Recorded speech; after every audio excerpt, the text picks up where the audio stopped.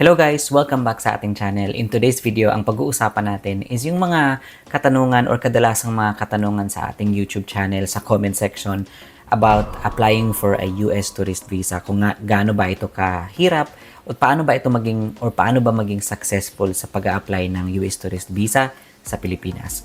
Tandaan lang natin na ang preparation po is the key when we apply for a US tourist visa. Kaya sa video na ito, yun yung pag-uusapan natin. Ano yung mga tips o ano yung mga kailangan nating malaman bago tayo mag-process ng US tourist visa at mag-apply mag-submit ng application sa embassy sa Manila. Isa sa mga kinatatakutan ng ating mga kababayan bago mag-apply ng US tourist visa ay yung lalo na kung first timer sila at walang tatakyo or wala silang travel history o walang tatak yung kanilang mga passports.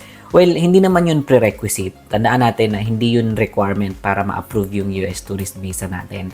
Kailangan lang nating malaman kung anong ba talaga ang hinahanap ng mga consulate, yung mga nag-i-interview sa atin sa embassy. Na ang unang katanungan, ano nga ba talaga ang hinahanap ng mga US consul during our interview sa embassy? Now, tandaan natin, ang pag-a-apply ng US tourist visa ay parang nag-a-apply ka lang din ng trabaho, diba? So, ipiprepare mo yung mga documents mo, may fill upan ka ng mga forms, and then isasubmit mo, and then at the same time, magpiprepare ka na maggagawa ka ng research, at paghandaan mo yung interview kasi yun yung pinaka critical na parte ng application process para makakuha ng US tourist visa. So, kailangan mong i-research, tandaan kung ano yung mga dapat mong sabihin, at unang hinahanap ng mga consul sa embassy ay kung anong dahilan or meron ka bang sapat na dahilan para bumalik ng Pilipinas. So, dapat ihanda natin yun sa ating application. Dapat meron tayong mga documents kung hahanapin nila. Pero ang importante dyan is meron kang comprehensive knowledge na alam mo kung ano yung sasabihin mo pag tinanong ka nito.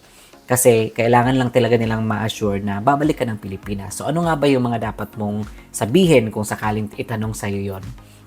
Sabihin mo na meron kang trabaho sa Pilipinas, kung hihingan ka ng certificate of employment, pakita mo, i-prove mo sa kanila na kailangan mong bumalik ng Pilipinas after the trip. Kasi meron kang nito, meron kang ganyan, may pamilya ka dito sa Pilipinas, meron kang negosyo, meron kang trabaho, meron kang business, o meron kang anak, o kahit ano na nagpo-prove sa'yo or nagbibigay sa kanila ng assurance na babalik ka talaga ng Pilipinas after your trip.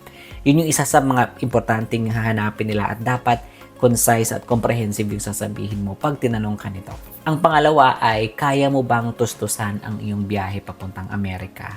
So, napaka-importante ito kasi kung hahanapan ka nito ng bank account statements, dapat makita nila na, sapat yung pera mo kung magstay ka doon ng 2 months or 1 month, sapat yung pera mo para matustusan yung sarili mo pag nasa Amerika ka. Tandaan natin na i-consider mo din yung conversion rate kasi $1 is equals to like almost 60 pesos now sa current conversion. So, dapat meron kang, alam mo yung cost of living sa Amerika, alam mo kung ano yung mga paggagastusan mo habang nasa Amerika ka, at yung finances mo ay kayang suportahan yun habang nasa US ka. At ang pangatlo at napaka-importante is yung totoo ba ang iyong pagbiyahe sa Amerika bilang turista. So, ito po ang dapat nating tandaan. Yung mga consul po sa immigration, yung mga nagtatanong sa atin, ay mga psychologist po yung mga yan. Kaya alam nila yung meron silang malakas nilang masense yung mga taong hindi nagsasabi ng totoo sa facial expression natin, sa body gestures natin, malalaman nila at magkakaroon sila ng hint kung hindi ka nagsasabi ng totoo.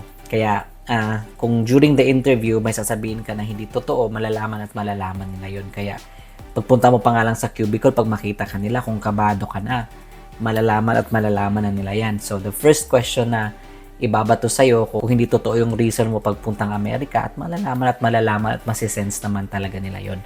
Kaya dapat totoo at genuine talaga yung reason mo papuntang Amerika.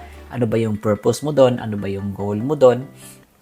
At maging totoo ka sa ano talaga yung rason kung babiyahe ka ng Amerika para mag-enjoy, mag-sightseeing. Sabihin mo lahat yun na ito yung itinerary na gusto kong puntahan, ito yung gusto kong mga sites na gustong bisitahin, at makapag-picture, makapag-enjoy kung ano yung merong ino-offer sa Amerika. Kasi ito, kunyari sabihin mo, isa itong lugar na ito sa bucket list ko. And then supported naman lahat yung mga sinasabi mo based sa bank statements mo, hindi mahirap ma-approve yung visa natin. So, kailangan lang natin maging totoo at huwag tayong magsinungaling at wala tayong mga agenda papuntang Amerika kasi kinatatakutan na sa Amerika yung mga TNT, kung tawagin, yung mga nagtatago at naglalapse or nag-overstay sa kanilang mga visa sa Amerika. So, kahit sa panahon na ito, ang daming kaguluhan sa Amerika, alam naman natin yung mga balita, di ba? Ang daming mga nangyayaring hindi maganda sa Amerika at the moment. Pero hindi pa rin nawawala yung turismo sa Amerika. Talagang napakataas na industriya pa rin ang turismo sa US. In fact, noong 2024 at 2025, humakot sila ng up to around 70 million arrivals ng mga turista sa Amerika. Kaya napakataas na industry pa rin ito at hindi pa rin siya gaya ng mga sinasabi ng iba na bagsak na daw yung Amerika. So when it comes to tourism sa US, mataas pa rin. Kaya huwag tayong magpaniwala doon sa mga nagsasabing hindi na daw magandang puntahan ng Amerika. Although magiging vigilant lang tayo, maging safe lang tayo sa pagbiyahe natin kasi in some areas may mga riots, may mga nagrarally. So syempre hindi naman natin puntahan yung mga yon, yung mga may areas naman tayo na puntahan natin. Kaya maging safe lang tayo at alam natin kung ano yung mga pupuntahan natin sa Amerika. So, sa video na ito guys, yun lang muna ang i-share ko sa inyo at I hope na makatulong ito sa inyong journey sa pagpaprocess ng inyong tourist visa. Kung hindi pa po kayo nakapag-subscribe sa aking channel, please do subscribe and hit the notification bell for more updates like this video. Thank you and God bless!